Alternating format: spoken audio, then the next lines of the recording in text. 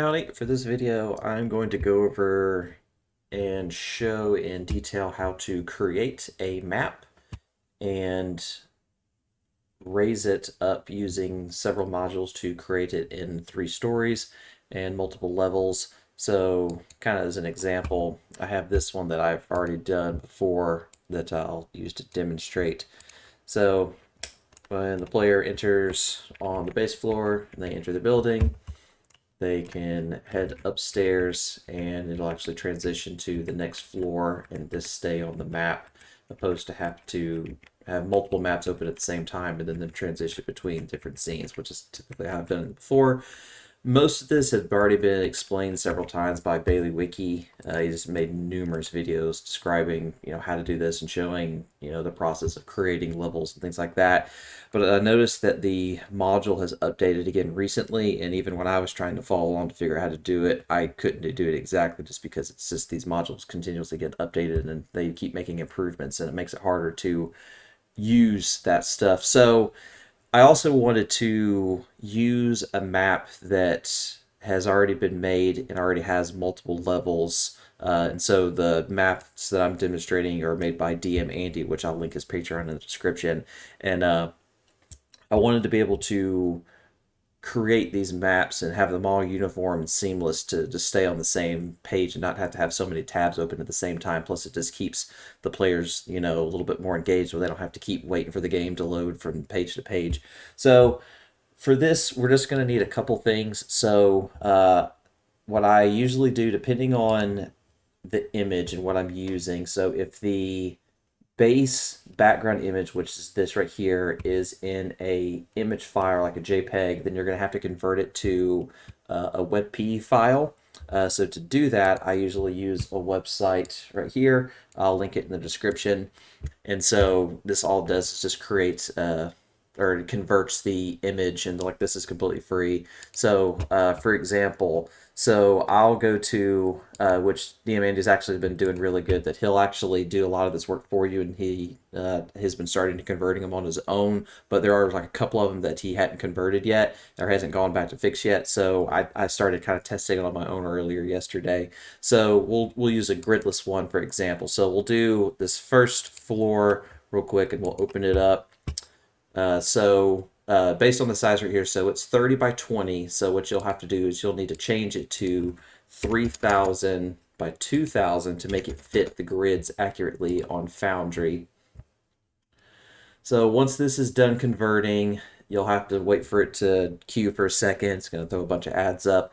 And once it downloads, you'll be able to add it to your game. So what I've been doing, and I'll go ahead and do the second floor as well because I'm going to have to edit the second floor to do that. So we'll do the second one as well. And we're going to options, we'll do 3000 by 2000.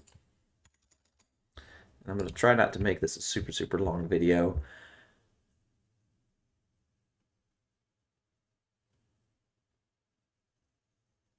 Okay. And done. Okay. So now we have both images. So for the second floor, because since they are both going to have a very similar view of, so basically the only thing that's going to be different is this area right here. So what I'm actually going to do, so I have the first maps right here and the second maps here. So let me delete this first one. We'll just do the second floor. So what I usually do for this is I will go right on the edge of the map, so right where the walls kind of meet, and then I'll delete everything. So this is a program called paint.net. I'll link it in the description. I think I had to pay for it just one time. I honestly can't remember what the price was. So I can't give you an exact price on that. But it wasn't anything crazy. I had like maybe less than $5. Nothing insane. But like that. So I have the second floor cut out and cropped, ready to go. So what I'll do is I'll just save this. I'll just save as, and then what I'll usually just do is I'll just kind of do whatever the second floor, and then I just write it as like, the cut version, and that'll give me my second floor. And once we load it into Foundry, we'll go over how to make everything. So now let's move over to Foundry. So I'm going to create a brand new map.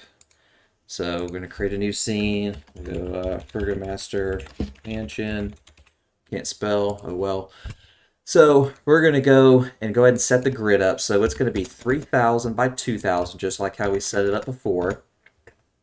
I also usually will do the lighting because I want my players to have their, vision accurate to whatever it is. So I usually pre-do this. And we will add the map that we just did. So I will go to the Burgomaster Mansion 1. We'll import that and save changes. It's going to prompt you saying that you have the underlying images changed a little bit, and that's okay.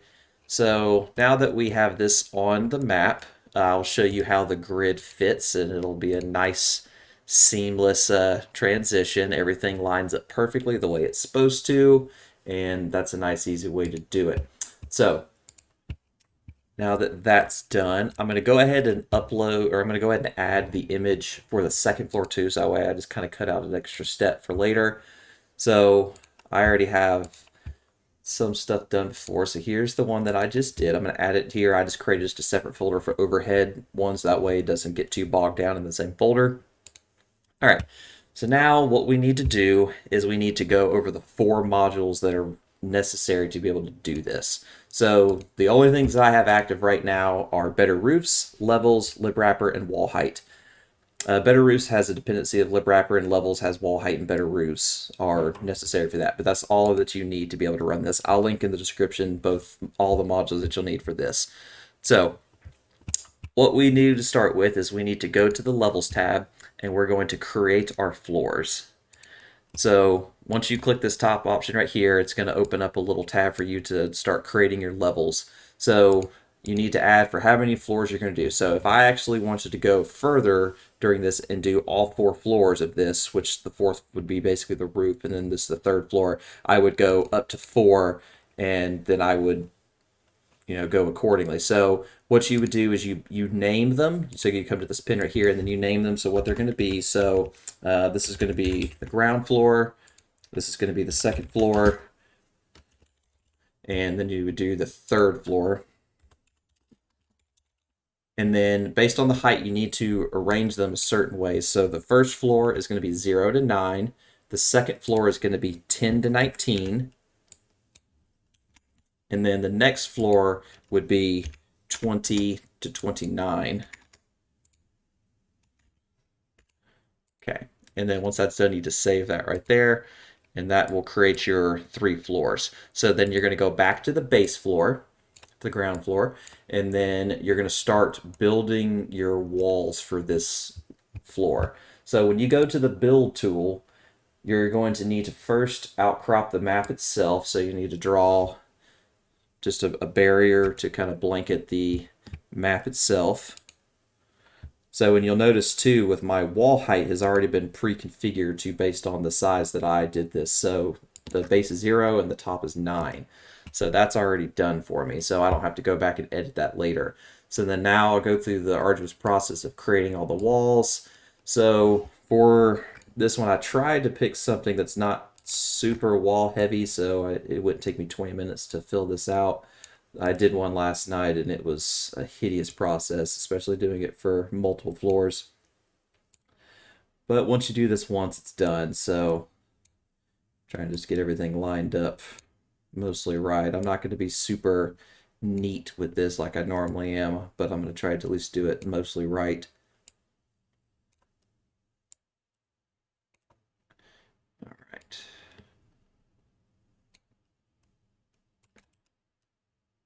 Okay. Almost done with the base wall.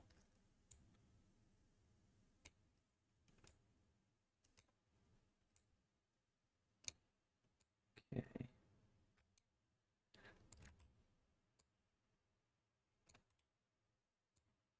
And DM Andy has done an excellent job with these maps. This is some of the best Strahd stuff that I've ever seen, and I intend to be doing my own Strahd campaign here soon.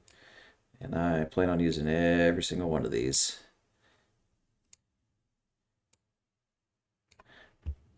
Okay. walls right here. Fix this one real quick because this one's way off. Okay. Do a quick once over, make sure I don't miss any. I've already noticed I missed a couple.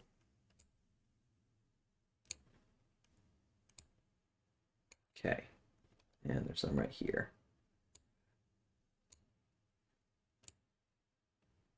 All right, I think that's everything. Doing one quick little once over. Okay, so now let's throw some doors on real quick.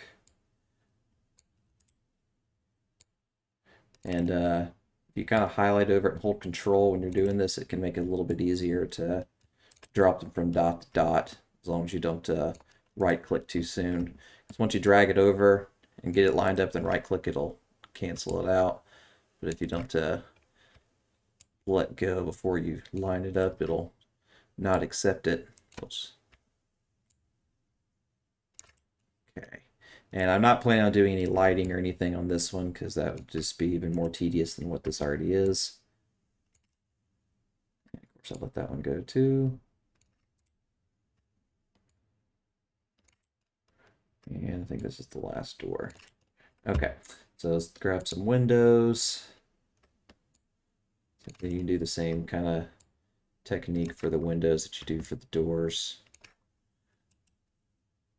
And here. I missed a window right there. Oh well. The wall absorbed it. It'll be okay. Okay, so once I do that for all the windows and doors, I'll typically do some extra little terrain stuff like this. So for like staircases, I'll do a terrain wall for staircases just to kind of give it a little bit of extra depth, so that way, you know, it prevents players from kind of walking like underneath the stairs. Okay, so now the first floor is done. So now we need to go to the second floor and then add our second level. So once you get to this point, you need to go to the second floor. You'll notice that it actually took away my walls that I had just drawn. So then now we're going to go to my generated wall here that I have.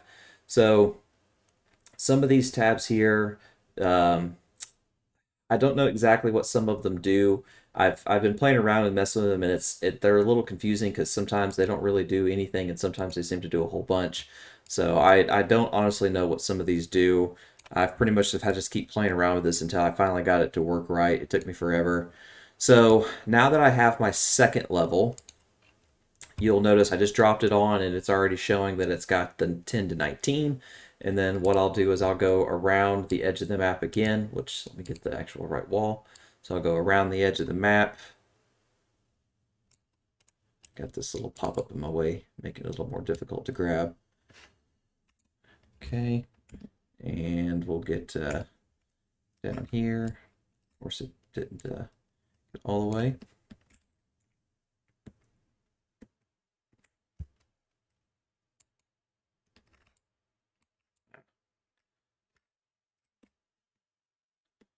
Right, and we'll get the last one. Okay. All right.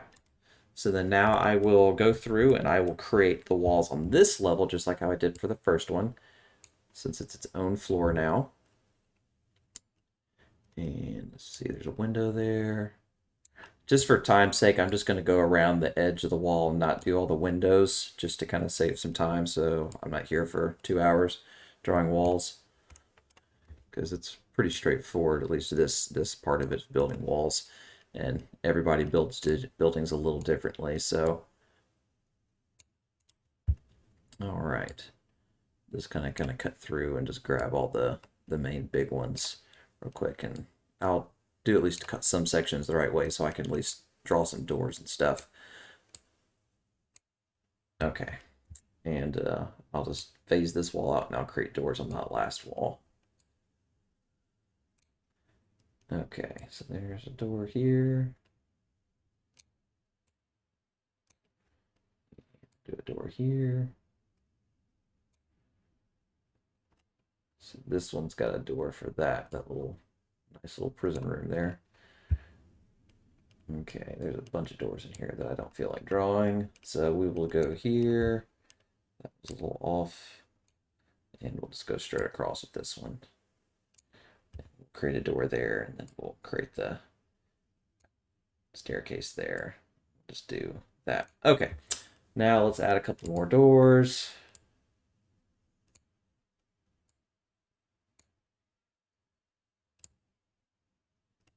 Of course, I didn't want to take that one. Okay. All right, so threw 2 doors in there real quick. All right, so now that we have that done, what you need to do is you need to go kind of back into the tile menu, and you need to go over to the overhead tiles, and then make sure that it's set to hide the tiles from vision, and then fade the entire tile. And which that is set and good to go. So now back on the first floor, what I'm going to do is now I'm going to create some portals to basically go up and down. So with levels, they have it set up so this right here, if you place a drawing with the draw tool, so however you place it, it will create a spot for it to create stairs.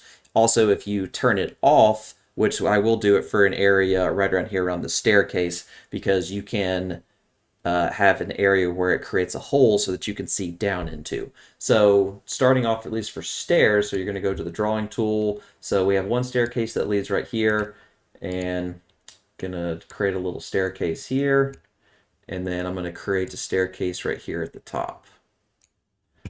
Okay, on the second floor, I can see down in here like that. So what I'm gonna do is I'm gonna turn this off. So I'm gonna disable it so I can create a hole, and then I'm gonna draw right here to give me a hole.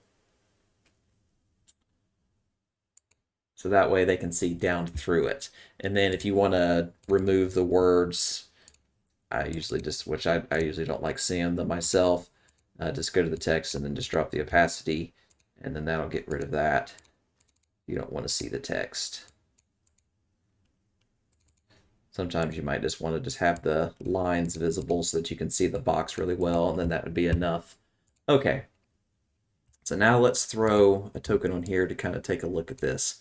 So now I have my guy right here. He's going to walk into the building as he walks the other way, and he is going to head upstairs. And you notice the transition from that to the staircase. And then now he can go around and look through the narrow halls and kind of see what's what.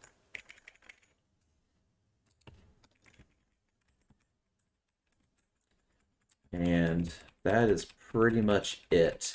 So, and then if, say, there's another token, which let me just create something random here, and I'll go back to the other floor here in just a second so I can create it. So I'll drag this guy right here so that he can see that. So then when he comes up, which actually, did I create a line of sight on that? I can't remember. Wall blocked it there. Let's see. So he's up there. The tile one I sometimes have issues with being able to do the floors. I haven't figured the floors out as well as I have the setting up the multiple levels, which is the primary thing that I usually look for. Oops, mess with that. Okay, but that's pretty much it. And like I said, you can go as high as you want with this, and you can create multiple floors. You can keep, going as high as you want and add as many levels as you want. You can create basement levels. You would basically just create, to do a basement level, you would do, say, like this level here, and then you'd go basement. Whoops, as soon as I need to edit it. Basement, and then you would do it's